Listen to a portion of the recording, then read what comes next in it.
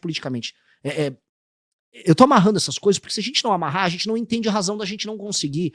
Vou dar um exemplo, passar as reformas, vamos botar as reformas pró-mercado que a gente precisa passar. A gente não consegue, porque no fim do dia vai ser eleito um político que não entende isso como algo bom pro Brasil, em nenhuma medida, que ele, para ser convencido a votar, ele vai cobrar um dinheiro do governo, vai exigir mais emendas para manter aquele ciclo. Então você nunca consegue fazer nada. Nunca consegue, porque você tem um grupo de pessoas cujo interesse é manter uma máquina política numa região. Isso é de longe, assim, isso é tão maior. O Lula é uma Madre Teresa de Calcutá perto desses caras. Porque a esquerda ela é uma constante nas democracias. Ela existe, a gente tem que derrotar ela. Esses caras não. Se eu for pra Argentina, não é igual. A intensidade desse negócio que a gente chama de centrão não é igual. Até em outros países da América Latina. Aqui é especialmente grave. Eles são especialmente poderosos. Eles mandam muito. Quem são os políticos que mandam mais no Brasil hoje? Fazer um top 5. Era o Ciro Nogueira, o Rueda.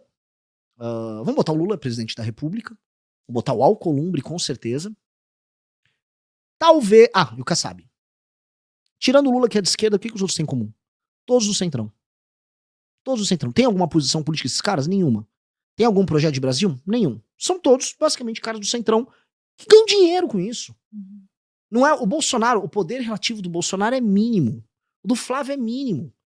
Eles sempre foram pequenininhos nesse jogo.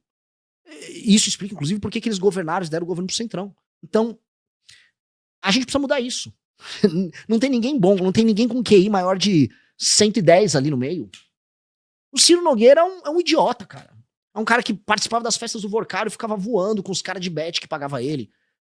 Sabe, é isso, a gente vai pegar um paisaço como o nosso e vai jogar na mão desses caras. E joga. E ninguém quer discutir o que eu tô falando. Eu acho desesperador. É desesperador, mas a gente vai ter que resolver essa equação. O Ciro Nogueira também ficou muito famoso porque ele foi autor daquela emenda master. Sim. Ele pretendia aumentar o seguro do FGC, que é até 250 mil por CPF por instituição, e 1 milhão no volume global, para você usar ao longo dos anos, para 1 milhão por CPF por instituição. Então o esquema do Master, que no final lesou aí o FGC em coisa de 50 bi, poderia ser 4 vezes maior, entendeu? Seria bizarro, né? Isso chegou próximo de acontecer. Né? Felizmente não aconteceu. Mas seria um negócio, assim, dantesco. Né? Para entrar realmente no Guinness, como um recorde mundial, né?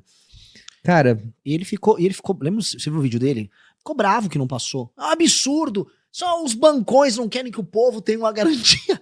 Que é um malandro, cara. Agora você vai em Brasília falar do Ciro Nogueira? Cirinho, meu amigo. Todo mundo gosta dele. Molha a mão de todo mundo, provavelmente. Todo mundo. Alcolumbre hoje. Talvez o homem mais forte neste exato momento seja o Alcolumbre. Presidente do Senado. Cara, o que é um país governado pelo Alcolumbre, cara? Por que você disse que ele provavelmente é um dos nomes mais fortes? Por conta da questão dele, por exemplo, poder blindar o STF de problemas? Também. Qual é a visão? Primeiro, ele é o... Se o STF tem superpoderes, ele é o cara que garante que o STF não tem encheção de saco para ter superpoderes. Paralelamente, fazendo até o desenho daquela escadinha que eu falei, ele pertence a um estado muito pobre, cuja base eleitoral das pessoas é a compra de voto. Ele criou um aparato dentro desse estado, chega em Brasília com um eleitor que não cobra ele de nenhuma posição, aí ali dentro ele começa a construir um sistema de relações sociais em que ele se valida com os demais players, fazendo bons acordos e cumprindo os acordos. Esses acordos são republicanos? A maior parte das vezes não. Mas ele cumpre. E aí ele ganha o que eles chamam ali dentro de palavra. Ele é cumpridor. Com base nisso, ele também começa a fazer arranjos. E vamos lembrar, o Alcolumbre foi apoiado pelo Bolsonaro para a presidência do Senado em 2019.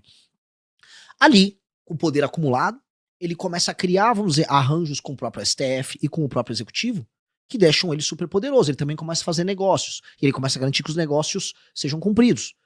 Como ele tem fama de cumpridor, poder acumulado, eleitor que não cobra ele, portanto, chance de perder uma eleição impossível, ele pode entrar em todos os esquemas. Vamos ser sinceros.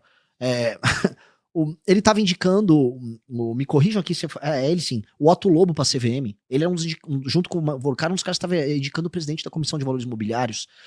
Não é à toa que a Previdência do Amapá comprou títulos do Banco Master também. Então, ele é um cara que ele blinda, se protege, não tem um eleitor ou uma imprensa na região dele que cobre ele, vira uma espécie de fiador das relações entre todo mundo ali, e, portanto, isso garante que ele tenha um poder desproporcionalmente mais alto do que qualquer um. Então, se ele fica bravo com o Lula, ele vai lá e derruba ali a indicação do Messias, puxa a briga pra ele, faz um acordo com o STF. Isso é muito poder. Muito, muito poder. E isso, cara, tem alguém que tá sofrendo com isso, que é basicamente o país como um todo. É um cara que não tem agenda de Brasil nenhuma, é um cara que não tem preocupação com nada, ele só precisa manter o jogo rolando. O Brasil só não pode entrar em default, entendeu? Você não pode quebrar. De resto, vai levando, vai que vai. Já aproveitando esse ponto de agenda de Brasil, cara, qual é a sua ideia de Brasil, assim, realmente? Qual o projeto do Partido Missão para o nosso país? Eu sempre falo assim, a gente tem que olhar o Brasil que a gente quer daqui pelo menos 30 anos, porque a gente também não tem muito tempo para ter esse Brasil que a gente quer, e aí você ir fazendo a lição de casa de trás para frente, né? O Brasil precisa ser uma das 5 maiores nações do mundo nos próximos 30 anos, porque se ele não for, ele vai ficar à mercê de um conflito global. Eu tô falando agora de uma nova guerra fria entre China e Estados Unidos, em que o Brasil tá muito fraco para lidar. O Brasil tem muito recurso natural. O sul global virou agora protagonista. A população do mundo tá no sul global. Boa parte da economia foi pro sul global. E o Brasil com terra gigantesca, terra agricultável, com sol, com energias renováveis e não renováveis muito abundantes, com população, mercado consumidor, proximidade dos Estados Unidos. O Brasil ele se torna um ativo para algum dos blocos. E o Brasil não nasceu para ser ativo americano ou ativo chinês. O Brasil nasceu para ser o Brasil. Ele tem que ser uma força por si só. Portanto, esse Brasil que a gente está falando tem que ser uma das potências, tem que estar militarizado, tem que estar forte, tem que ter controle de fronteira. É um Brasil que apenas sobreviverá dessa maneira. Então, estar forte militarmente, destruir o crime organizado para ter controle do próprio território, ter produção de tecnologia de ponta, para que você possa ter não só armamentos, mas ter uma economia robusta. Isso é obrigatório. Então, quais são os caminhos que levam a gente a fazer isso? Quais são os caminhos em termos de segurança pública? Quais são as políticas que a gente tem que adotar para que a gente destrua o crime organizado o mais rápido possível? Quais são os caminhos que a gente pode utilizar para colocar as terras raras como um elemento na mesa, para sentar com outros países e falar não só em extrair elas, mas fazer transferência de tecnologia, trazer, vamos dizer, o complexo produtivo